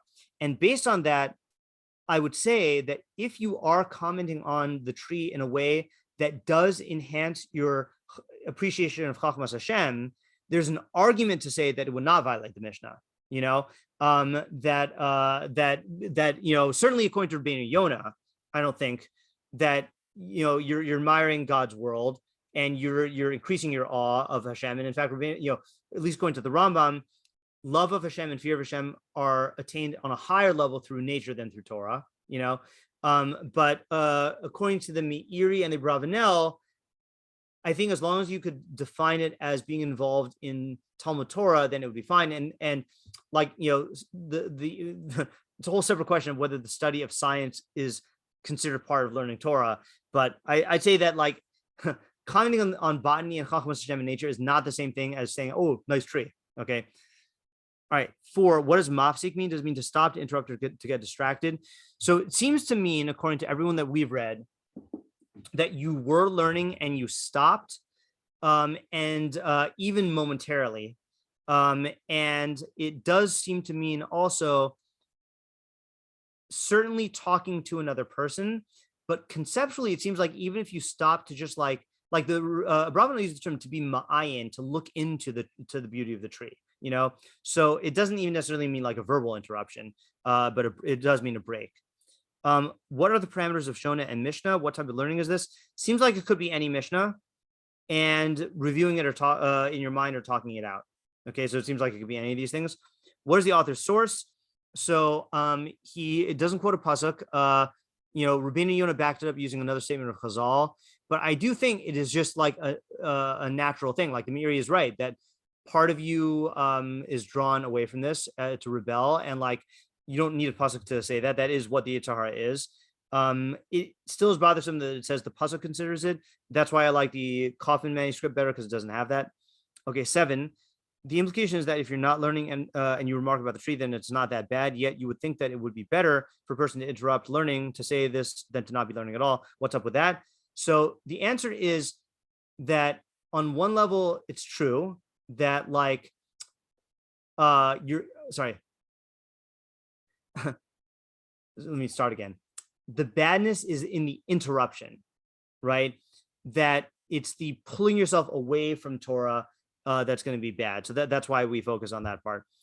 Who's the intended audience?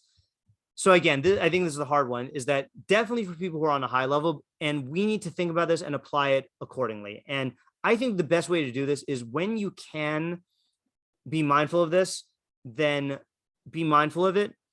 But don't limit your Torah learning because of this. Okay, like what we said before. I'll give you two examples. I've been hyper aware of this week because I was learning this week. I prepared this with Isaiah, with Mara's husband, and we were in the middle of learning this, and I almost made a comment about something that was going on outside, and then I think I even like started making the comment, and then I turned it back into the Torah conversation, you know. And another example was I was learning with someone, and they went to the bathroom, and they came back, and I was going to mention something unrelated to them, and I realized that that's exactly what the Meiri said. Is he said, even if you have to interrupt, don't permit yourself to then involve yourself in idle conversation. So that's the thing, is like, if they go to the bathroom and then they come back and you immediately resume where you left off, that's going to keep the flow going. But if you then if you like start talking about other stuff, you are falling into the trap that the Meiri said. And then the third example was the sneakiest one is I was on a phone chavrusa and he got another call. And as he got another call, I went to my computer to check Facebook, and I stopped myself because I was like, no, I got to keep my head in the game, you know? And maybe for people, I never played sports, but maybe for people who like play basketball, maybe keeping your head in the game is a good analogy, right? That if you're in the middle of a game, you probably don't go and check your text messages, you know, because that's just going to distract you, and that could have a big impact on your game. So same thing here. What is the difference between our mishnah and the other mishnah? So the other mishnah we said was talking about making use of ideal learning times, and this is being vigilant against interrupting your good learning times. So they complement each other. 10, are there any contemporary applications that we should be aware of? So I do think that the biggest application is the phone. I think that's the biggest new trap, or the computer if you're learning on the computer. It is, you know, it's so hard to not be distracted and to do stuff while you're learning, you know, and I am a big advocate of using whatever tricks are in the book. You know, I think that I'm fortunate that I grew up in an era where in my yeshiva years, then we didn't have smartphones. So like you had a regular phone, but like who like would call you on the regular phone, or like even texting. I think in the beginning of yeshiva, we were still charged for text messages. So like it's much more distracting now. If you can like, you know, at least put your phone, you know, like turn it face down, put it on silent, whatever it is, anything you can help you, you know, you should do, put it on focus mode. And is there a way to interrupt your learning in a similar manner which would not be inappropriate? That we covered. I think that there are grounds to say that if you interrupt it for something that keeps your mind on the awe of God, then Rabbeinu Yonah would say, oh, you're good. Meiri would say, if you interrupt it for some other type of learning activity, and which is not giving into that part of yourself, then that's also good. And the Abravanel would say, as long as it's something that's not more important than Torah, then that's also good. And you have to be careful because, you know, there are other good things that are good in and of themselves, but you don't prioritize them over Torah. So for example, you know, there's a pasuk in Mishnah that says, Mesir, let me just look it up.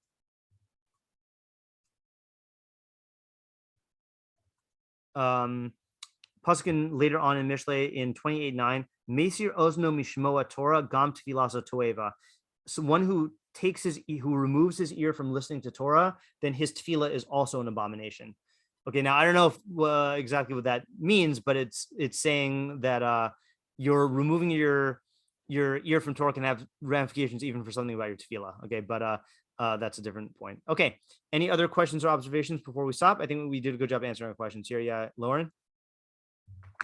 I just was like commenting, I feel like it's very hard now because like fact that like we have like audio shiurim and podcasts, and so it's like it's very easy to like always kind of incorporate Torah in your day, like you're saying, like while I'm cooking or doing busy work. Right. But then it's like, well, maybe it's good because then I'm elevating that busy work, but then is it too much of a distraction? You know, I guess especially in my stage of life, like this is my main way that I learn. So, and I don't really have the time to like sit down and just, you know, totally focus. I'll reiterate what I said before, which is that like, I think for us, then we should strive to maximize Torah as much as possible, even if we're going to fall into this trap, but you should still try to do damage control when you're in this trap, you know, you shouldn't just throw this to the wind.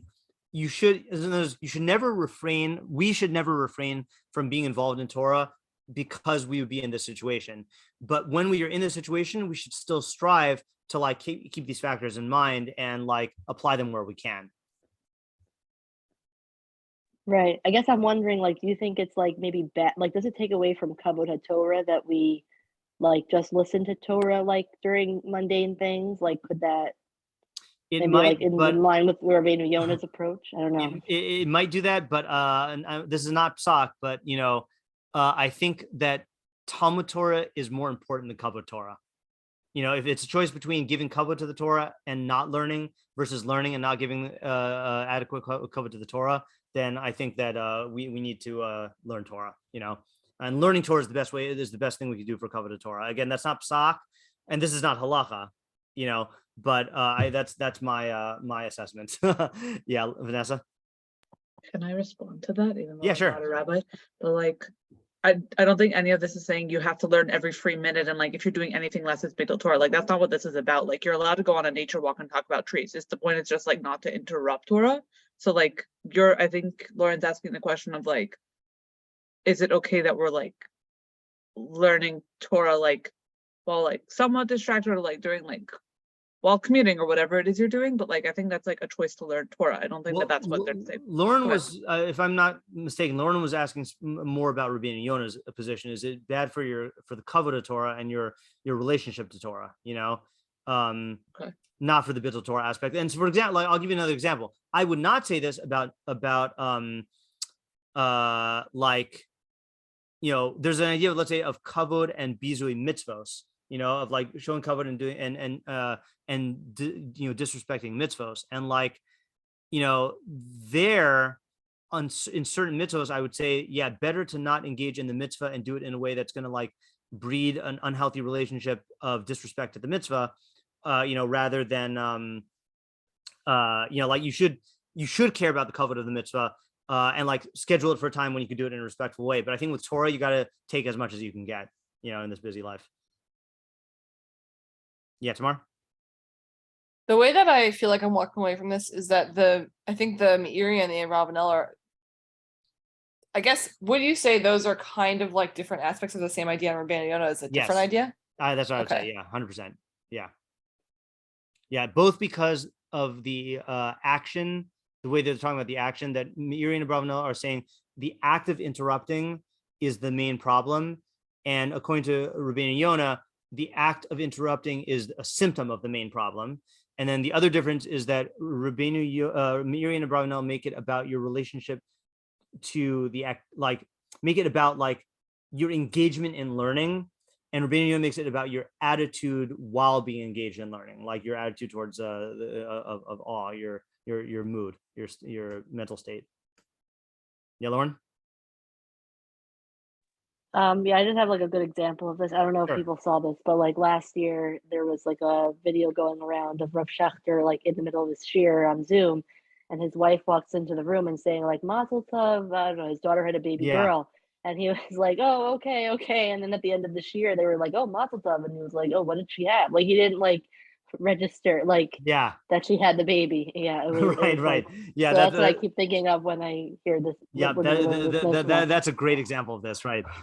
Yeah, and that's also a great example of how like you know, the person on a higher level will not even really get distracted. Like you know, like he didn't ignore his wife. Like that'd be like bad. Okay, but like he didn't get distracted and didn't get pulled in because his energy was like was naturally flowing towards Torah, so it does get easier in that sense. Yeah. I also think I'll just throw this out here that maybe I shouldn't say this on the recording, but I will anyway. Yeah. So I've had many chavrusas over the years, okay, and it is clear that that some of them have an understanding with their wives about what protocol is when they're in the middle of a chavrusa, and like, so for example, my chavrusa in my yeshiva days, Nisan, once he got married, then whenever we would be learning, then he'd get a call, and if it was from his wife, he'd say, Jana, can I call you back? We're learning right now. And she would totally understand. And it was an emergency, fine. But if not, then like, that's it. And then I've had other chavrusas where my chavrusa's wife will call and then call again and then call again and then call again and like go on and like 5 minutes, and it's just like, there's no regard for the activity of learning. And that's in the learning in a keva way, in a set way, And I'm not saying that this is about like the wife interrupting the husband. I think a wife who is learning also has the right to make that, that demand of her husband. But I'm saying like these things need to be worked out when you're in a relationship. And it's not just even a marriage relationship. Like if it is, if you're at home and your parents are always interrupting you, like you should, think about that also. Like, and these factors can be controlled if you have talks with people to set down parameters about things. And I feel like a lot of times people don't want to have these conversations because they're uncomfortable, but but like I think it's important if you care about like cultivating the best relationship with Torah that you can. So just wanted to say that. Okay, so next week, bli neder, we will have shiur, and it will be on the next mishnah, which we saw is related to this. And then we'll be on break for 3 weeks until February 2nd will be the next one after that. Okay, so have a good night and hope to see some of you tomorrow. And we're going to have a wacky time with this interesting midrash. Okay, and the rest of you have a good Shabbos. Thank Thanks for you. coming. All right, Thank bye. you. Shabbat shalom.